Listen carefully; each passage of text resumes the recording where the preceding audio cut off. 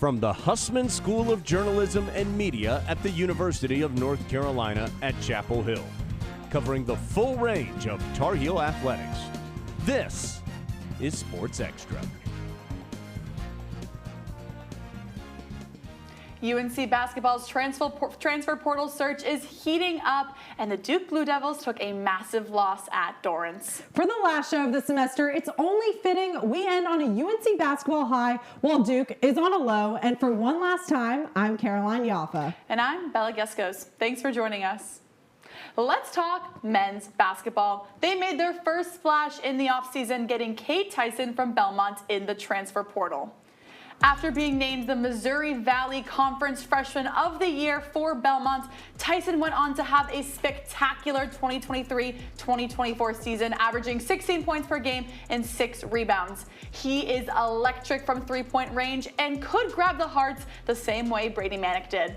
With RJ Davis still not having made an official decision regarding next season, but rumor has it, he is back. This is a big boost for the Carolina offense, which will already be without star center Armando Bacot.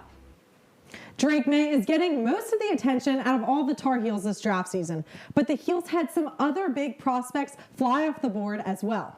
Cedric Gray was the second Tar Heel off the board in the 4th round to the Tennessee Titans. Gray is a hard-nosed downhill linebacker who totaled a whopping 266 tackles for the Heels the past 2 years and will look to help reshape a defense under new direction in Nashville.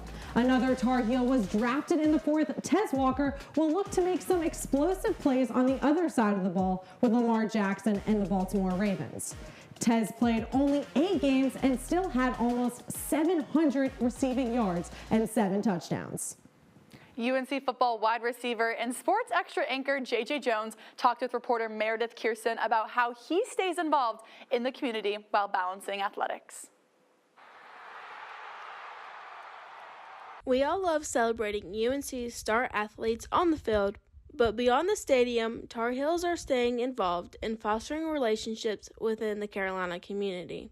UNC athletes have teamed up with local nonprofits to do their part in giving back. We did a charitable event with an organization called Table. It's feeding local kids in the Orange County area just non-perishable foods, and it's all sponsored by North Carolina Hall of Fame company, which focuses on community involvement within student athletes, not just football, but all the sports we have here at Chapel Hill. Table aims to nurture a community where all children have equitable access to nutritious food and food knowledge. At the event, we packed bags, non-perishable foods, snacks, juice boxes. It consisted maybe of 25 of us, football players, and it was good. It was a fun experience. We got to bag 200 bags for these kids in under an hour, which is like the fastest they've had since they've started the organization. Whether it's on the field or off the field, Tar Heels like JJ are committed to serving and supporting the Chapel Hill community. I'm Meredith Kierson reporting. You can catch JJ on the field in the fall or out in Chapel Hill serving the community. The baseball team was back at the Bosch for a weekend series against Virginia Tech, trying to improve on an almost perfect home record. The Heels started with fire as Vance Sweet Like Honeycutt sent Anthony D'Onofrio home with an RBI in the first inning. After a scoreless second inning, Parks Harbor sent a rocket to left field and brought 3 runs home in the 3rd. The Heels kept cooking at bat and kept the Hokies scoreless until the 9th inning. A game of RBIs and Hokie errors led to the Tar Heels' dominating defeat of Virginia Tech. Carolina won 8-1, ending the night with fireworks over the Bosch. In Game 2 on Saturday, Virginia Tech struck first, but by the 3rd inning, UNC was in the lead 2-1, thanks to a moonshot from Casey Cook. Then Luke Stevenson hit a double, starting off a powerhouse 6th inning. Shortly after, Alex Madera hit a ball to left field, allowing Parks Harbor to score. Colby Wilkerson then bunted, sacrificing himself for a run by Alex Madera. UNC came out on top 6-3 to clinch the series. In Game 3 on Sunday, Virginia Tech came ready for revenge. By the 4th inning, the Tar Heels were down 4-2. Gavin Gallagher raised spirits when he made it home after Colby Wilkerson hit a ball down the line. The Tar Heels fought hard, but the game ended with the Hokie Birds claiming victory 4-3. To dive deeper into another series win at the Bosch for the Heels, let's hit it on over to Caroline Daly for one last Daily on the Diamond. Caroline. Caroline, the Diamond Heels won yet another series at the Bosch. It wasn't with their usual flash of monster home runs. They did a great job of getting players on base, and then those players capitalized by stealing bases to get into scoring position. The Heels took advantage of the Hokies catcher making some questionable throws. In Game 1, Parks Harbor stole second in the bottom of the 5th after an overthrown ball from the catcher. Then, a couple of at-bats later, he scored to make it 7-0 after Alex Madera was walked with the bases loaded. Then, in Game 2, Vance Honeycutt stole second, standing up. Then, standing up once again, he stole third in the bottom of the 1st inning.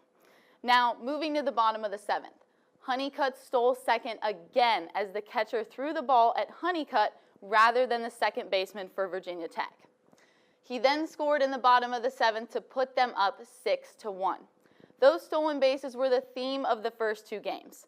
On Sunday, however, they did not secure the sweep because they didn't get the clutch hits they typically do during those big late game moments. The Hokies are leading 4-3 in the bottom of the 9th. And Jackson Vanderbrake, he's on first, pinch running for Parks Harbor with no outs.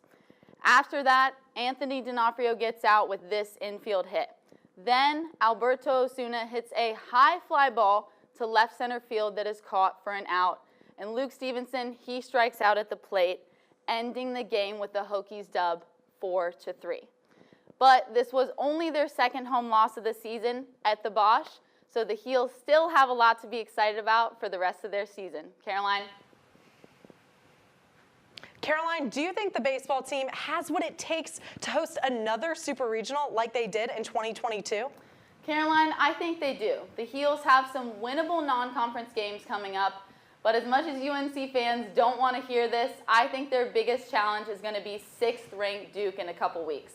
Duke has a 14-10 record in conference, though, so I think the Heels could do well in that series and position themselves to host that Super Regional. Thanks, Caroline. I hope Harbor and Honeycutt can carry this team. This past fall, Jason DeCaro was expecting to be preparing for his senior prom and graduation. Instead, he's leading the Diamond Heels push to Omaha. Sports Extra's Dylan Stalter has the story on how DeCaro made an impact in the Tar Heels starting rotation at just 17 years old. My name is Jason DeCaro. I'm 6'4", 195. I'm a right-hand pitcher, third baseman. I attend St. Anthony's High School. I play for Team Francisco Notorious 9 from East Northport, New York, and I'm a 2024 grad. UNC baseball commit Jason DeCaro was one of the top-ranked high school pitchers in the country. While preparing for his senior season at St. Anthony's this fall, plans quickly changed when he received a phone call from the Tar Heels' coaching staff. It was October of my senior year. I got a call from the coaches and they asked me if I wanted to come a year early and talk to my family for about a week, and we decided that that is what we wanted to do. So love my decision, love being here, and it's awesome. In the Tar Heels' 4th game of the season, DeCaro took the mound for his first career start, right here at the Bosch against Elon. DeCaro would pitch 3 innings, striking out 3 as the Tar Heels held on to an 8-7 win. It was awesome. I mean, the older guys try to tell you like what it's going to be like and how you're going to feel, but I mean, there's really nothing like it. I mean, it's one of a kind. Like, you go out there, the fans are all cheering for you, all the adrenaline's going. It's pretty cool. Despite all the pressure that comes with pitching for one of the nation's top teams, DeCaro has continued to stay cool and deliver stellar performances for his team. I feel like pressure is something that you can only put on yourself. You have expectations for yourself, but I mean, there's no pressure. If you go out there and enjoy what you're doing, have fun, then it'll be good. I'm Dylan Stalter, reporting. DeCaro and the Diamond Heels will look to stay hot as they roll into postseason play. To wrap up another disappointing season, the unranked men's lacrosse team was looking for senior day win against arch rival number 2 Duke. In the first few minutes, the Heels came out swinging, taking a 2-0 lead from back-to-back goals by Dominic Petramala and Logan McGovern. At the end of the first quarter, Carolina was up 5-4. UNC then went on a 6-0 run with goals from 6 different players, with 3 of them landing in the back of the net in the final 20 seconds of the first half. Going into the fourth quarter, the game looked over as UNC was up 14-6. However, Duke had other plans, going on their own 6-goal run, but under the Carolina blue sky, Duke went down. UNC secured the Wild's 15-12 win, their first win against a top 3 team, and their first win against their rival Duke since 2021.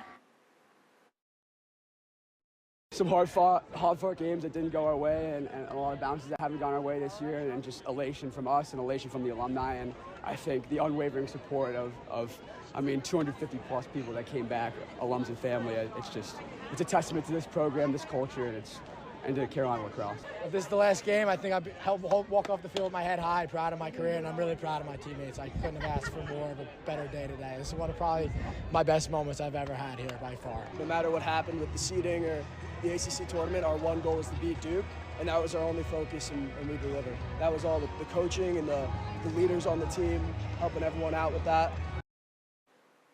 Despite the exciting win, it still wasn't enough for Carolina to sneak into postseason play. For a deeper look at how the Heels pulled off the big upset, let's go to, wait, did I hear that correctly? He's back for a 6th year? With a big announcement, let's go to lacrosse analyst Riley Kennedy. Riley? Bella, I think I'm out of eligibility. That's okay. Now, an upset win against number 2 Duke on senior day and alumni weekend was exactly what the program needed. Lots of injuries for the Tar Heels, but it didn't matter. It was an overall team effort, a sense of urgency from the start. Now you see Lance Tillman, okay? They love to call him Dance Tillman. He gets his ball across. He gets in clears. Now there's a sense of urgency, okay? Look at this. 62 on the shot clock. They're spinning the ball quick, right? They just cleared the ball. Logan McGovern's going to find Dom Petramala. He wastes no time and gets it to go. Now they scored 3 goals in 20 seconds. This is the second goal, okay? Brady Wambach, the nephew of Abby Wambach, the soccer player, one of the best face-off freshmen, face-off guys in the country. Watch them push this ball, okay? James Matton realizes, okay, they don't have a lot. You can't see the time, but it's under 20 seconds. Matton's going to get it, okay, increases his angle, gets to the middle of the field, and Matton's going to shoot it on goal, and he's going to score. Okay, this is the assuming face-off possession, okay? The next face-off, Brady Wambach wins it, and he's going to push it again. Watch this as they push it in transition.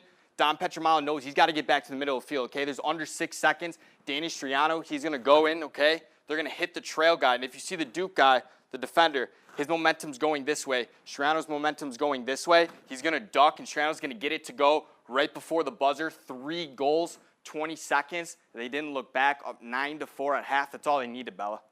Riley, you said it was an overall team effort. Who else stepped up on Saturday? Logan McGovern, okay, the senior, 7 points. Dom Petramala, 5 points. Brady Wambach, the freshman, 2 goals, 11 ground balls, 16 faceoff wins, all career high. Peter Tolman, 5 caused turnovers. Ty English, 6 ground balls. Colin Krieg, 15 saves. You don't see this often. Bella, what a win. It was an exciting win indeed. Thanks, Riley. Stars are born under the brightest lights, but for one UNC field hockey player who scored the title-winning goal this past season, it's all about the work behind the scenes that separates her from the pack. Joshua Dolgoff has the story. If there's one thing to know about UNC field hockey forward Riley Heck, it's that she's never satisfied. And coming off of back-to-back national championships, there's no slowing down for the sophomore phenom. You're not done until the last second of a game, the last second of the season, so you don't stop working on and off the field, doing extra work. An Ocean City, New Jersey native, Heck first picked up a field hockey stick at just 3 years old.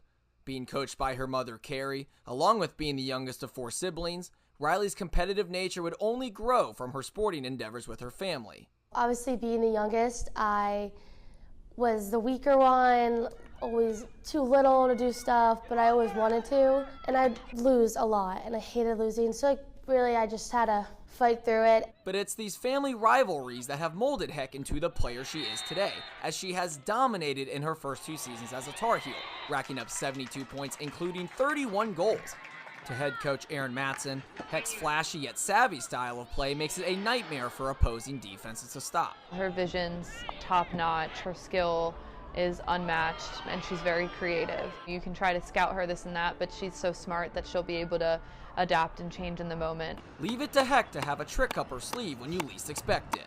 In the ACC championship game this past season, Heck scored this incredible air dribble goal that took the field hockey world by storm. But it's Heck's work ethic that has sharpened this creativity, and it has pushed her fellow teammates to strive for greatness just like her. She's just a role model. I mean, she comes to the field almost every day. She's so willing to be the best that she can. She puts 110% in every single practice.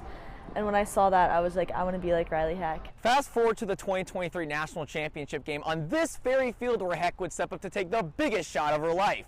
And after countless hours of perfecting her craft, there is no one more prepared for the moment than number 12 in Carolina Blue. I had full confidence in her, I know we all did, and it was purely just, right, go win us the national championship. I kind of was overly confident because shootouts is one of my favorite things to do. So literally no doubts at all and just went for it.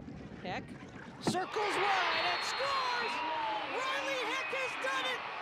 Just a rush of just like happiness, like relief that like I was just like there for my team. Heck's game winner shows that there's another field hockey star in the making at Carolina. And while the recent Honda Award winner could take her time off to bask in the glory, she's going to remain unsatisfied as she carries the torch of the UNC field hockey dynasty. I'm Joshua Dolgoff, reporting. You can catch Heck and the defending national champions go for the three-peat at Karen Sheldon Stadium this fall. The women's tennis team is the 2024 ACC tournament champs, and the Heels are looking for another deep postseason run. To continue their momentum, the Heels are going to need to absolutely dominate in their doubles matches, as Abby Forbes and Riley Tran did not clinch the doubles point against Virginia in the conference championship match. The Heels are on a roll, having 9 straight, and are looking to get to the NCAA finals and defend the program's first ever national title. Their draw comes out this evening, but they're projected to host the first 2 weekends. Handball is an Olympic sport derived from a rich European history and is an esteemed part of club sports at UNC. However, Jordan Gooch tells us it can pose a danger to players. Regular exercise, a sense of community, and an exciting way to spend an ordinary night, club sports have it all, but they also have potential drawbacks. I was elbowed, and I was elbowed in the face, broke my nose, and got a concussion. Handball's competitive nature makes it one of the most popular sports in Europe. However, since it contains elements from various sports, it is also prone to injury. Without protective gear, players can rack up multiple injuries throughout the season. I was making a play on the ball, and I went to go smack the ball away from him because he was about to score. And the way that my elbow went out, it went out and hit him in the nose, and it fractured his nose. Sam says he tolerates handball because he loves his teammates, but thinks it's unsafe. Matt can attest as he has been on the receiving end of many unlucky plays. 3 weeks before our first tournament of the year, I split my eye open from about here to down there and ended up getting 7 stitches. And then my eye swelled up so that I couldn't use my eye for around 2 months. That sucked, and that one was really hard because it obviously limited my livelihood, and it did affect me in school, affected me everywhere. So that one, even your depth perception's off, when you have one eye. So that one was harder, but it just made me want to come back more. What compels participants to return even after enduring such serious injuries? And what about club sports makes them uniquely cherished by UNC students? The answer? Their teammates. Guys are my best friends, and they're some of the most genuine people I've ever met. And they always look out for me, and so they're just people I like to be around. And days when I feel like garbage and I don't feel like coming to practice, but I still want to see my friends, I'll show up anyways. As the season for club sports comes to an end, we wish Matt and Sam a safe next season. This is Jordan Gooch reporting. I had no idea handball was so competitive. I definitely have to come back next semester and watch sometime. The softball Heels traveled to Tallahassee to take on one of the hottest teams in the sport, the Florida State Seminoles. Carolina got on the scoreboard first due to an error by Florida State, allowing Alex Coleman to reach home. Destiny Middleton kept things going, tallying an RBI to put the Heels up 2-0 in the first. In the field, the pitching staff just fell apart, allowing 14 hits, including 3 home runs, while recording only 1 strikeout in 6 innings. Getting only 4 hits, UNC couldn't compete with Florida State, taking the first loss by run rule to 13-3 and suffered the same fate in Game 2. In Game 3, Kenna Ray Dark rebounded from her tough outing on Friday, keeping the Seminoles scoreless through the first 2 frames. Florida State got on the board first thanks to Kaylee Mudge, sacrifice fly in the 3rd, and FSU tacked on another run in the 4th due to a Tar Heel error. Destiny Middleton brought the Heels within 1 in the top of the 7th with an RBI single, but they just fell short, losing 2-1. There's a new era of collegiate athletics beginning. As women's hockey takes center ice in Chapel Hill, Julia Thompson tells us about the new team coming to Carolina. Carolina men's hockey has been nothing short of incredible for the past 50 years of their program. They may just be a club team, but their fun, passion, and rigor rivals one of a professional group. The only thing missing from making Carolina's hockey program truly exceptional is a women's team to follow suit. So when I first saw the post by the men's hockey team, I was immediately just so excited because I never thought that I would be able to play hockey in college. So when I saw that go up, I immediately contacted the coach and I thought, I need to get in on this. I need to get this started. Once the idea was announced, girls from across campus expressed interest in joining the team and seeing where it would take them. We had a few of us head to the Carolina Classic game, Carolina against State. Didn't exactly go our way, but it was a great way to meet some new girls. And we've also been in touch with UNC Campus Rec in terms of actually getting a club started. And we're reaching out to the ACCHL to join the Women's Club League. I'm excited to see women's hockey grow in the area. I've played against the Junior Hurricanes for a while, and it's really fun to see it grow at the collegiate level with State, High Point, other teams in the area. And we hope to be on the ice and joining a league next semester. With the support of the university and the players' passion for the sport, the future looks bright for women's hockey at UNC. I'm Julia Thompson, reporting. Especially with the new rink coming to Chapel Hill, it'll be exciting to see both teams competing next semester. Throughout the semester, we gave you our 2 nominees for Sports Extra's Play of the Week. Now, at the end of the semester, we want to give you the official top 10 Sports Extra plays.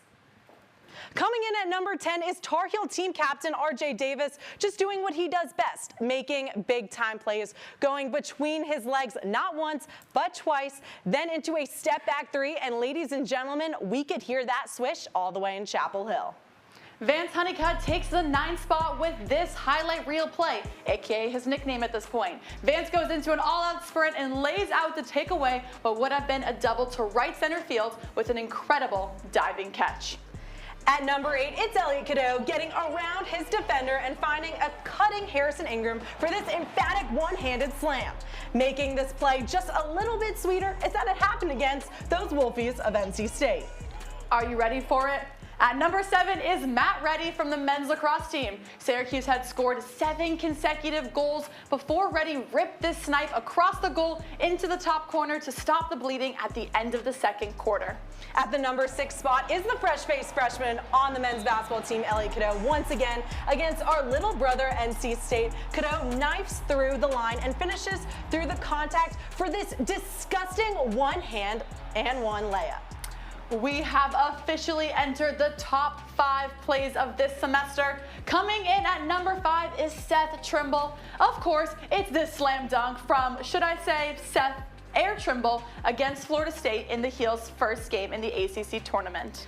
At number 4, we have the woman who just can do it all, our head coach, Erin Matson, shooting the game-winning shot for Team USA. Look at the stroke and look at that celebration. Just another win to add to Matson's lengthy resume. And it's time for the top 3. In 3rd, Darcy Felter from the women's lacrosse team. With the Heels down in the 4th quarter against Boston College, Felter rips this behind the back goal to pull the Heels within 6. And taking the silver medal is Autumn Owen of the softball team in the bottom of the 7th with 2 outs. Owen hits a bomb over the fence to tie the game for the Heels after coming back from a 6-run deficit. Carolina ends up winning the game in an absolute nail-biter. And the #1 play of this semester, of course, it had to be this incredible dunk by Armando Bacot. Trimble lobs it to Bacot, and he's right there to slam it in, hanging on the rim for a few extra seconds in this incredible game against our one and only true rival, the Duke Blue Devils. Caroline, I gotta ask you, what was your favorite moment from this semester? I mean, I don't think I could pick just one. Beating Duke is always a little sweeter, but just want to shout out all these athletes because we couldn't do our jobs at Sports Extra without them. Can you do that slam dunk that Bacot did? You think we can do? I can lob it to you like Seth Trimble. I don't know if I could jump as high as Seth Trimble or Armando Bacot, but I can work on it maybe this summer. Well, we'll try it out next time. But well, to end the show on a slam dunk, that does it for this semester of Sports Extra. Thank you so much for tuning in every week. Have a great summer, and we'll be back with more highlights, commentary, and analyses of all things Carolina athletics in the fall. But before we go, we wanted to say a very special thank you to a few people who are graduating in a couple weeks, who have made a tremendous impact on our show. In order of least semesters spent to most semesters spent with this show, leaving us today, we have Cameron Thomas, J.J. Jones, Emma Hall, Brendan Lunga, Caroline Daly, Landon Elliott, Aman Patel, Daniel Masterson, Riley Kennedy, Caroline Yava, Joshua Dolgoff, and Bella Geskos. Between them, they have spent nearly 50 semesters with Sports Extra. In that time, they have not only grown as broadcasters, but as people, and the show has grown with them. I can say without a doubt in my mind that this show would not be here today without the contributions of these individuals. And on a personal note, I've known this day has been coming for a while now, but this has not made it any easier. Today, I have to say goodbye to 12 of my closest friends, and to each of you from the bottom of my heart, congratulations on graduating. I truly will miss our late nights in the studio preparing for the next day's show, the post-show food runs, the movie nights, and all the times we've spent together. The show is not going to be the same without your contributions, your ideas, and your energy.